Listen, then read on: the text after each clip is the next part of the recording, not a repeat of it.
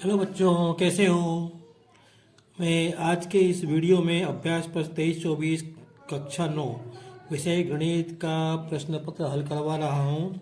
और आप देख रहे हो कि ये पूर्णांक 75 का है और समय 3 घंटे है और ये सेट बी है। ठीक है, तो अब कैसे करना है मैं आपको बताता हूँ। जैसे ये अपने को सही विकल्प दिए हैं, ये है ना, इसमें ये 6 प्रश्न दिए हैं, उसके बाद रिक्त स्थान 27 दिए हैं। तो देखते हैं।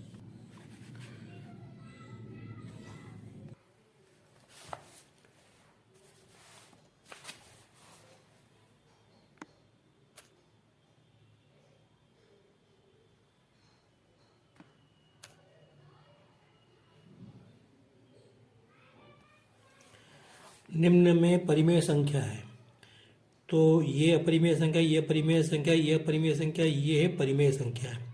अब आप कहोगे सर इसके ऊपर करनी है, इस पर भी तो करनी है, तो इसका मान होता है ये 12 के बराबर है। 144 का वर्गमूल 12 होता है, इसलिए ये क्या है, परिमेय संख्या है।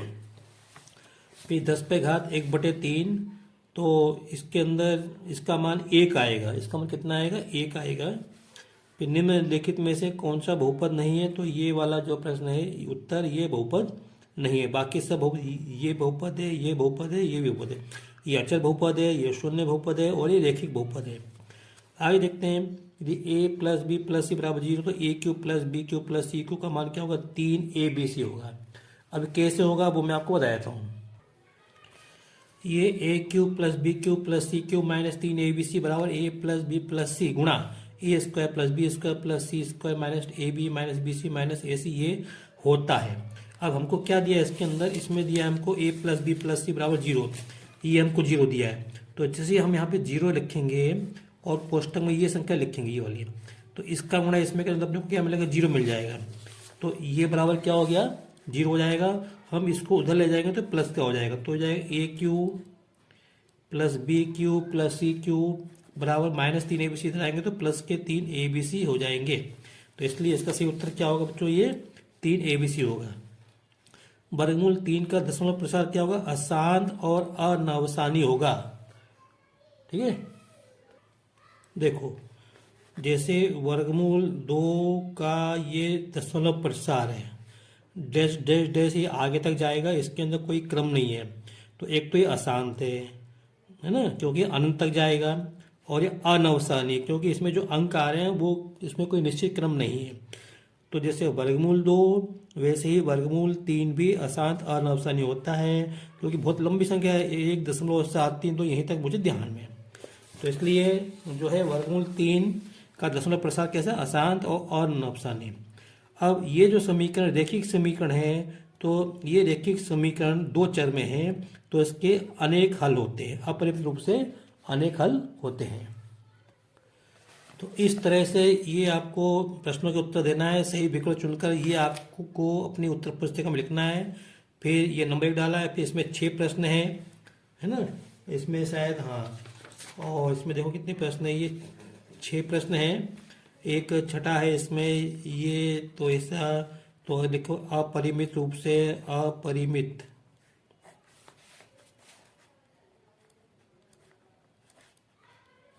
अनेक हल, तो ये सी वाला है। तो इस तरह से आपको ये प्रश्न के उत्तर लिखना है, पूरा प्रश्न उतारने की जरूरत नहीं है। आयत चित्र रिक्त स्थान है। आयत चित्र वर्ग अंतरालों के लिए प्रयुक्त दंड आलेख होता है क्या, नहीं होता। वर्ग अंतराल के लिए दंड आलेख होता है क्या, नहीं होता, है ना। रिक्त स्थान आयत चित्र, तो यहाँ पे सतत आएगा, सब जाएगा।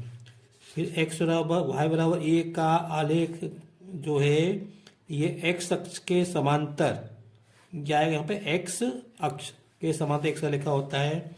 वे रेखाएं जो एक ही रेखा के समांतर होती हैं परस्पर समांतर होती हैं। एक समबाहु त्रिभुज का प्रत्येक कोण 60 डिग्री होता है। समचतुर्भुज के विकर्ण परस्पर लंबवत समद्विभाजित करते हैं। परस्पर 90 डिग्री पर बोल दो या लंबवत समद्विभाजित करते हैं। दो कोण जिनका योग 90 होता है उसको अपन पूरक कोण कहते हैं। प्रत्येक पूरक कोण कहलाता है। तो आपको इसके उत्तर इस तरह से केवल आपको एक शब्द में ये आपको लिखना है, सतत, दूसरा एक्स अक्ष, तीसरा समांतर 60 डिग्री। अब पांचवें में अपन समकोण लिख दो, 90 डिग्री लिख दो या लंबवत लिख दो, और ये पूरक कोण लिख दो। x बराबर 0 वाई एक्स का समीकरण होता है क्या? हाँ, तो होता है। ये जो है कथन सत्य है। बारंबारता बहुभुज समान प्रकृति के दो एक समान आंकड़ों की तुलना करने में अधिक उपयोगी होते हैं। हाँ, ये भी जो है कथन सत्य है। किसी त्रिभुज में अधिकतम एक ही समकोण होता है क्या? हाँ, एक से अधिक नहीं हो सकते। तो ये जो है कथन सत्य है। मूल बिंदु के निर्देशांक एक एक होते हैं क्या? ये जो है कथन असत्य है, क्योंकि मूल बिंदु के निर्देशांक 0 0 होते हैं। केंद्र को वृत्त पर किसी बिंदु से मिलाने वाला रेखाखंड वृत्त की त्रिज्या होती है क्या? केंद्र को वृत्त पर किसी बिंदु से मिलाने वाला रेखाखंड वृत्त की त्रिज्या होती है क्या? हाँ, ये जो है कथन सत्य है।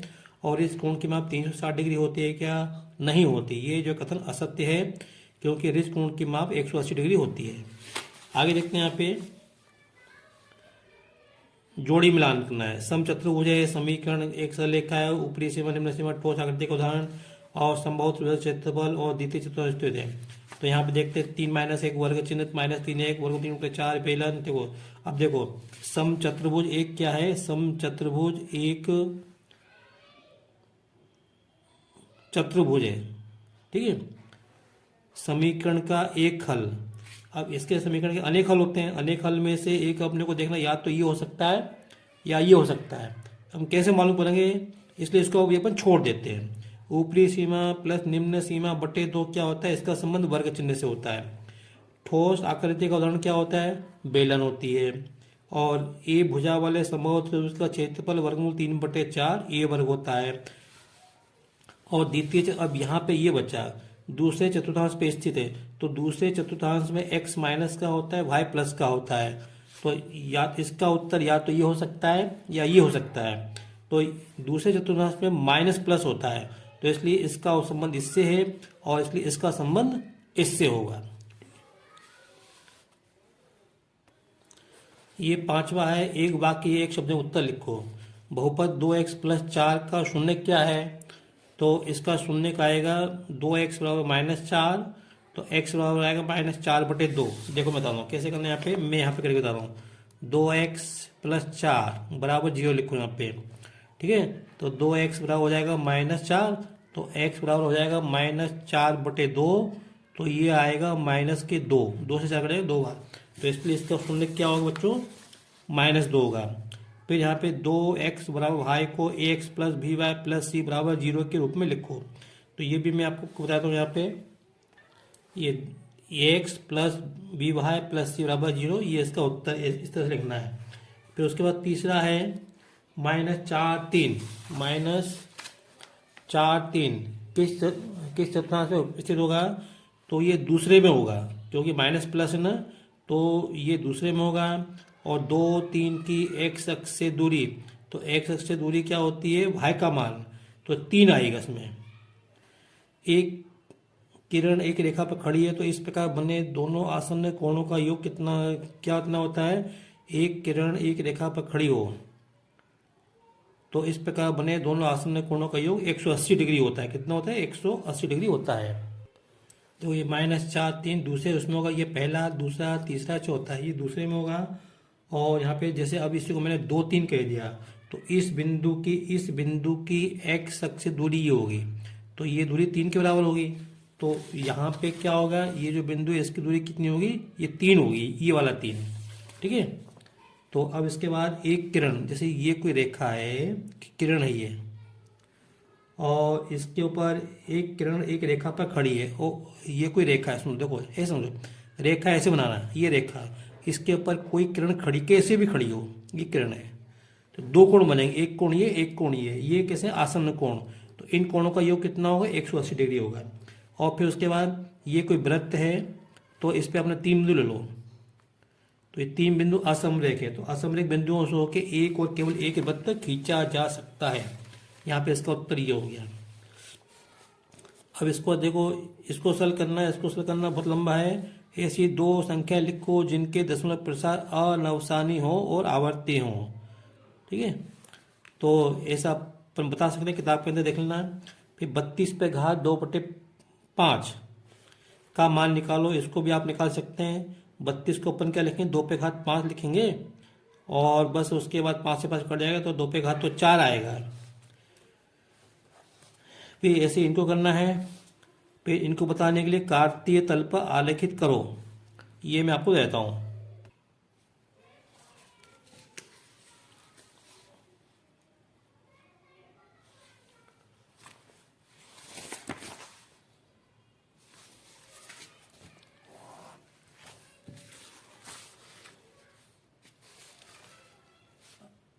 अब जो ये लिखा है -1 3 2 3 4 -5 की स्थिति किन चतुर्थांश में है, तो ये प्रश्न और ये प्रश्न में अंतर है।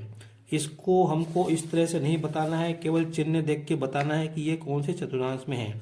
अगर दोनों प्लस के हैं तो पहले में होंगे, दोनों माइनस के तो तीसरे में है। तो 2 3 कहाँ है, पहले में होंगे, और ये कहाँ हो, तीसरे में होंगे। ऐसे लिख दो आप, 2 3 प्रथम चतुर्थांश, -3 -4 तीसरे चतुर्थांश, -1 3 दूसरे में और 4 -5 चौथे में। ऐसा हम लोग बताना है।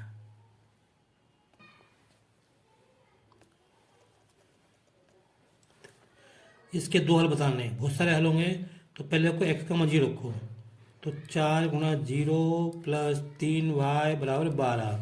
तो यहाँ से हो जाएगा, ये तो 0 हो जाएगा, तो जाएगा 3y = 12, तो यहाँ से y बराबर मिलेगा 4। तो एक हल तो ये हो गया, 0 और 4।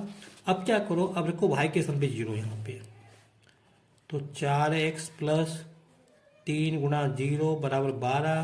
तो ये 0 हो गया, तो ये हो गया 4x = 12, तो x बराबर हो गया 12/4। तो 3 बार भाग जाएगा। तो इस तरह से दूसरा हल क्या होगा, 3 और 0। एक हल ये हो गया, एक हल ये हो गया। देखो ये जरूर, एक नोटबुक की कीमत x रुपये और एक कलम की कीमत y रुपये। ठीक है, देखो ये प्रश्न है, नोटबुक की कीमत कलम से दुगनी है।